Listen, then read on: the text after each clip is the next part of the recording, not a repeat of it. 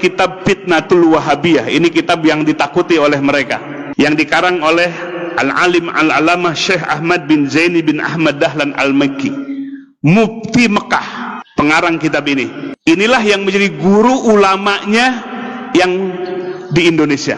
Murid-murid beliau diantaranya pertama adalah Syekh Khalil Al-Bangkalani dari Madura, murid beliau. Yang kedua adalah Syekh Ahmad Khatib Al-Minangkabawi dari Minangkabau, Sumatera Barat, murid dari Syekh Ahmad bin Zaini bin Ahmad Dahlan. Yang ketiga adalah Syekh Nawawi Al-Bantani dari Banten. Dan banyak murid-murid yang lain, murid-murid beliau yang jadi ulama di Indonesia. Nah, beliau dalam kitab ini disebutkan, Bapak Ibu sekalian, beliau hidup di abad ke-13 Hijriah, menyaksikan langsung. Beliau mufti Mekah bermadhab Syafi'i. Beliau menjelaskan dalam kitab ini dari sisi tarikh dan sejarahnya beserta ajaran dari Wahabinya. Dari sisi kesejarahannya, Bapak Ibu sekalian, bahwa Muhammad bin Abdul Wahab ini sudah diprediksi oleh ayahnya sebagai mufti, oleh saudaranya dan kibarul ulama pembesar, bahwa orang ini akan menyebarkan kesesatan yang besar. Sehingga terbukti Muhammad bin Abdul Wahab ini mengkafirkan orang-orang muslim. Wa tusila bizalika ila takfiril mukminin. Jadi mengkafirkan orang-orang yang beriman. Maka selain daripada yang mengikuti mazhabnya adalah musyrikin. Itu pandangannya. Sehingga Bapak Ibu sekalian, pertama, faza'ama ana ziyarata qabrin Nabi SAW, sesungguhnya dia menyangka berziarah ke kuburan Nabi, wa tawassuli bihi, bertawassul dengannya, wabil anbiya, dan kepada para nabi, wal aulia, dan kepada wali, wasolihin, dan orang-orang soleh, wa ziyarati quburihim, dan menziarahi kubur mereka, syirkun syirik. Jadi kita ziarah ke Wali Songo syirik, bertawasul syirik, yang suka tawasulan. Wa anna nidaan Nabi sallallahu alaihi wasallam inda tawasul, menyebut Nabi, ya, nida kepada Nabi, memanggil Nabi dalam tawasul, syirkun syirik. Dulu Muhammad bin Abdul Wahab ini bekerja sama dengan seorang amir di mana? Di daerah Diryah. Ya, Diryah itu di sekarang Saudi Arabia, di Najd, ya. Bekerja sama dengan seorang amir Ad-Diryah, namanya adalah Muhammad bin Saud, sehingga negaranya sekarang disebut Saudi Arabia. Nah, inilah kolaborasi antara Muhammad bin Abdul Wahab dengan Muhammad bin Saud. Yang satu ambisi kekuasaan, yang satu ambisi dengan pemahamannya, ingin menyebarkan pemahamannya.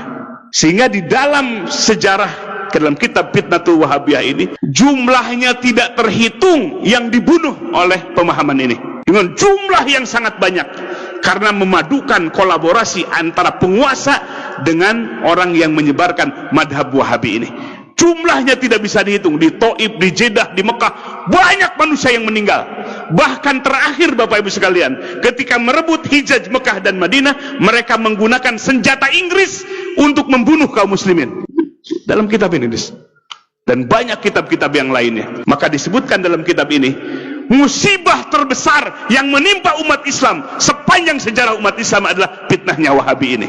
Maka sekarang, Bapak Ibu sekalian, mereka ganti kulit, nggak mau disebut Wahabi, maunya disebut Salafi. Padahal paham yang mereka pelajari dan kitab-kitab inilah yang mereka pelajari semua. Jadi Bapak Ibu sekalian, ini sungguh memprihatinkan. Kenapa? Karena mereka menggunakan pemahaman seperti ini, pemahaman yang merusak, yang membelah-belah kekuatan umat Islam, yang memecah belah kaum muslimin. Kaum muslimin disebut orang musyrik, bahkan lebih syirik dibandingkan dengan Abu Jahal dan Abu Lahab. Sungguh kejam, Bapak Ibu sekalian, paham ini. Bagaimana kalau anak-anak kita mesantren di tempat itu melahirkan orang-orang yang kasar, yang radikal seperti itu? Maka oleh sebab itu, kita jangan kecolongan. Kita bukan memecah belah umat, tapi mereka yang memecah belah umat dengan kitab-kitab yang dihadirkan dan pergerakan dakwah mereka, terutama di Indonesia setelah Presiden Soeharto lengser. Mereka berleluasa, biaya dana yang besar dari Saudi Arabia, dari Kuwait, dari Qatar, masuk ke Indonesia untuk menggerakkan, menyebarkan pemahaman ini. Maka oleh sebab itu, Bapak Ibu sekalian, kita sebagai warga ahli sunnah wal jamaah, warga Nahdiyin, punya kepedulian besar untuk melindungi umat melindungi umat dari pemahaman yang radikal seperti ini. Takfirul mukminin, mengkafirkan orang-orang yang beriman. Maka oleh sebab itu Bapak Ibu sekalian, di tempat yang mulia ini, di Yaumil Ijtima ini, bukan tidak beralasan kita mencegah mereka, sangat beralasan, karena kita lihat langsung kitab-kitabnya, bukan katanya kolak wakila, tapi langsung dari sumber-sumber ajaran mereka, dan terbukti dari poin-poin yang tadi disebutkan. Ini semua adalah pemahaman yang syudud, yang keluar dari sawadul a'zam, yang keluar dari manhaj Ahlussunnah wal Jamaah. Kita dicabik-cabik persaudaraan kita. Maka oleh sebab itu, kita bukan karena kebencian. Ingat Bapak Ibu sekalian, bukan kebencian kepada mereka, tapi pemahaman mereka lah yang syad, yang keluar dari sawadul a'zam, dari mayoritas umat ini. Dan mereka yang memusyrikan kita lah, bahkan lebih musyrik daripada Abu Jahal dan Abu Lahab. Maka oleh sebab itu, mari kita lindungi masyarakat kita, wilayah kita, dari ajaran-ajaran seperti itu. Ya, kita tidak akan bisa melihat sepintas, tapi yang harus kita lihat adalah kitabnya, rujukannya, marojeknya, sehingga kita akan melihat gambarannya seperti apa. Maka hampir di mana-mana Bapak Ibu sekalian, kegaduhan di masjid-masjid karena ajaran seperti ini yang diajarkan. Begitu Bapak Ibu sekalian situasi kondisi kita. Mari kita jaga masyarakat kita, warga kita, dari pemahaman-pemahaman radikal, pemahaman-pemahaman yang menuding orang lain kafir, yang menuding sesama saudaranya sebagai orang musyrik. Hadirin wal hadirat rahimakumullah, itulah yang bisa disampaikan pada kegiatan Yaumul Ijtima ini. Bukan kebencian, kita tidak menuding mereka kafir. Tidak boleh menuding ahli kiblat dengan musyrik atau kafir.